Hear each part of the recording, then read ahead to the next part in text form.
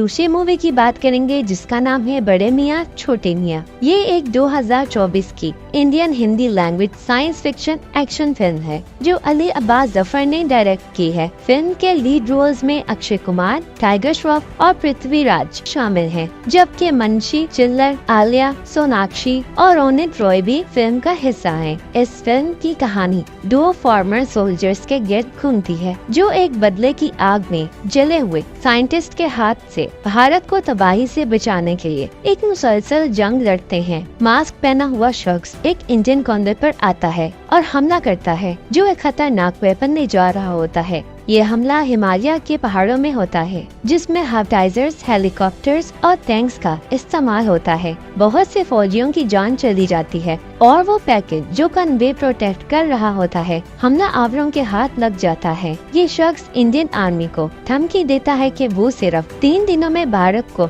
Map से मिटा देगा। कैप्टन मीशा अपने इन्फॉर्मर चैंग से मिलती है जो उसे बताता है कि भारत की तारीख की सबसे बड़ी जंग आने वाली है। मीशा एक मास्क अटैकर का सामना करती है जो शंघाई में चैंग को कत्ल कर देता है। मीशा उस अटैकर को घायल कर देती है लेकिन वो अपनी जखामत से फौरन ठीक हो जाता है और वहाँ से निकल जाता है। मीशा और उसकी टीम को पता चलता है कि वो पैकेज यूके ले जाया जा चुका है। कॉलोनल आदर्श शेखर आजाद मीशा को ऑर्डर देते हैं कि वो 2 फॉर्मर सोल्जर्स फिरोज जो कि अक्षय कुमार हैं और राकेश जो कि टाइगर श्रॉफ हैं उनको मिशन के लिए रिक्रूट करे। फिरोज का निकनेम फेडी और राकेश का रॉकी। फेडी पहले मना कर देता है लेकिन रॉकी मान जाता है। फ्लैशबैक की बात करते हैं। फेडी और रॉकी पहले एक मिशन पर अफगानिस्तान गए थे जिसमें एक इंडियन एम्बेसडर और उसकी फैमिली को बचाना था। वो मिशन सक्सेसफुल होता है लेकिन एक बड़ी गलती की वजह से फ्रेडी और रॉकी को कोर्ट मार्शल कर दिया जाता है।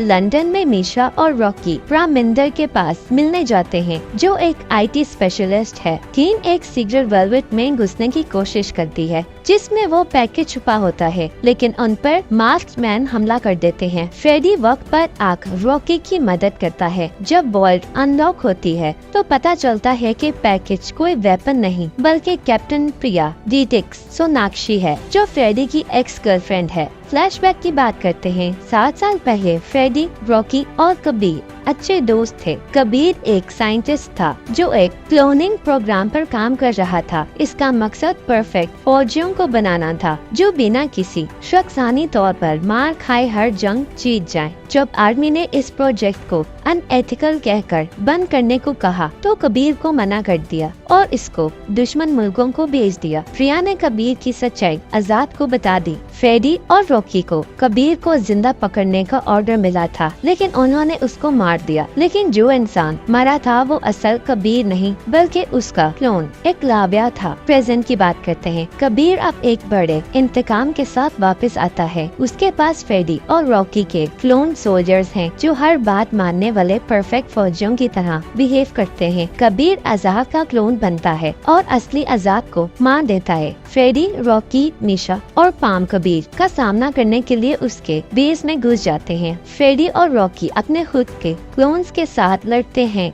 जो बार बार जख्म ठीक कर लेते हैं लेकिन वो एक पावर ग्रिड का इस्तेमाल करके उन क्लोन्स को उड़ा देते हैं। कबीर ने एक वार इनिशिएट कर दी होती है जिसमें इंडिया पर एयर स्ट्राइक होने वाली होती है मगर प्रिया एकलव्य नाम का पासवर्ड बताती है जो करण कवच को दोबारा एक्टिवेट कर देता है। इस वजह से अटैक फेल हो जाता है और भारत एक तबाही से बच जाता है। फ्रेडी और रॉकी अपनी टीम के साथ बेस से निकल जाते हैं लेकिन एक लास्ट सीन में दिखाया जाता है कि कबीर अभी भी जिंदा है। बड़े मियाँ छोटी मियाँ की ये कहानी एक्शन और साइंस फिक्शन का एक जबरदस्त मिक्स है जो भारत के दोस्तों और दुश्मनों के बीच की एक फ्यूचरिस्टिक जंग को दिखाता है।